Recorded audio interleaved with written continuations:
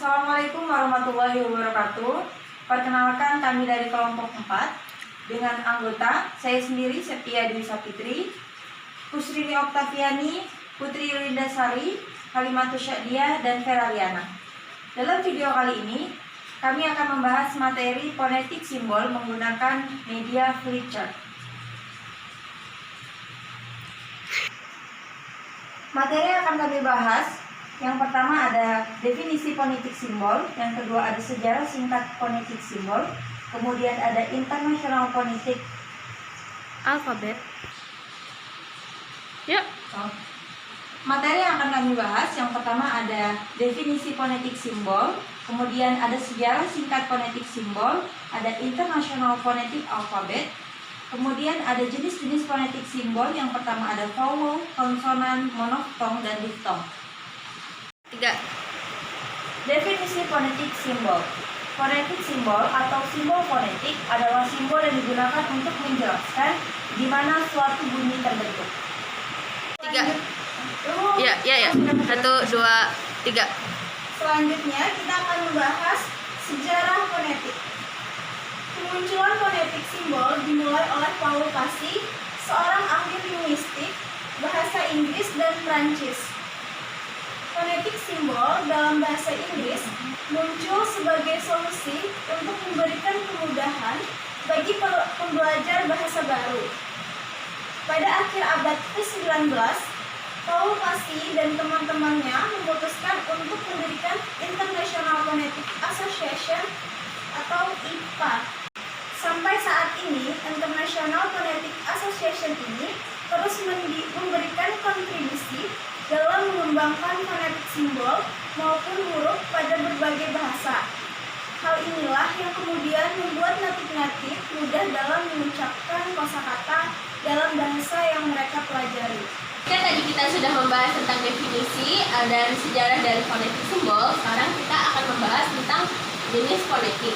Nah, di dalam jenis fonetik ini ada vowel dan konsonan, di mana vowel ini adalah huruf hidup seperti A, I, U, E, O. Nah, vowel itu terbagi menjadi dua, yaitu ada long vowel dan short vowel. Long vowel itu terdengar seperti nama alfabet. Contohnya A terdengar seperti A dalam bahasa Inggris. Kemudian ada short vowel, tidak terdengar seperti long vowel. Huruf konsonan contohnya pada A untuk apple. Nah, kemudian kita akan membahas tentang vowel dan konsonan. Jadi vowel dan konsonan ini terbagi menjadi dua, ada monoftong dan diftong. Nah, di mana monoftong sendiri merupakan bunyi vokal murni yang terdiri dari suku dari satu suku vokal tunggal seperti ini. Untuk vowel monoftong contohnya seperti huruf ini, seperti huruf C terbalik dan titik 2. Penyebutannya O. Untuk kata dot. Kemudian ada vowel diftong. Diftong sendiri merupakan penggabungan dua posisi vokal atau layaknya perpindahan dari satu vokal ke vokal yang lain. Untuk vowel diftong contohnya ada A, penggabungan huruf antara E yang terbalik dan I untuk kata wait. Kemudian ada konsonan. Konsonan monoftong itu ada huruf seperti O yang ada garis strip. Penyebutannya untuk kata ting. Kemudian ada konsonan diftong. Ini seperti huruf D dan Ain.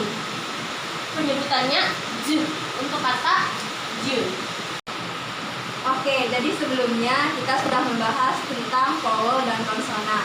Sekarang kita akan membahas lebih detail terkait konsonan. Jadi konsonan sendiri itu adalah huruf mati.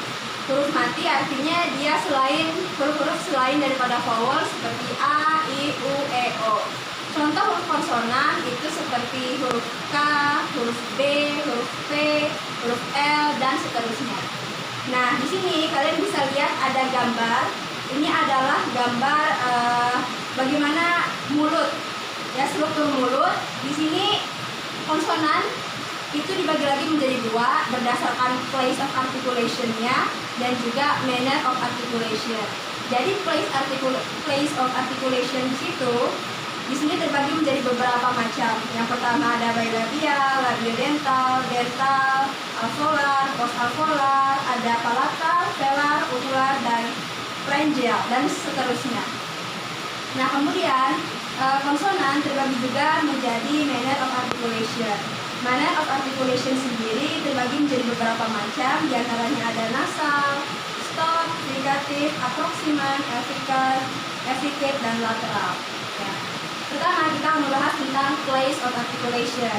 Place of articulation itu adalah titik di mana titik tersebut menunjukkan tepatnya dari speech organization ini di mana letak place keluarnya konsonan tersebut. Sebagai contoh, yang pertama ada bilabial. Di sini ya, bilabial. Place of articulation yang pertama bilabial. Kalian bisa lihat di sini. Bilabial itu adalah place of articulation yang menggunakan dua bibir. Jadi dua bibir tersebut akan tertutup.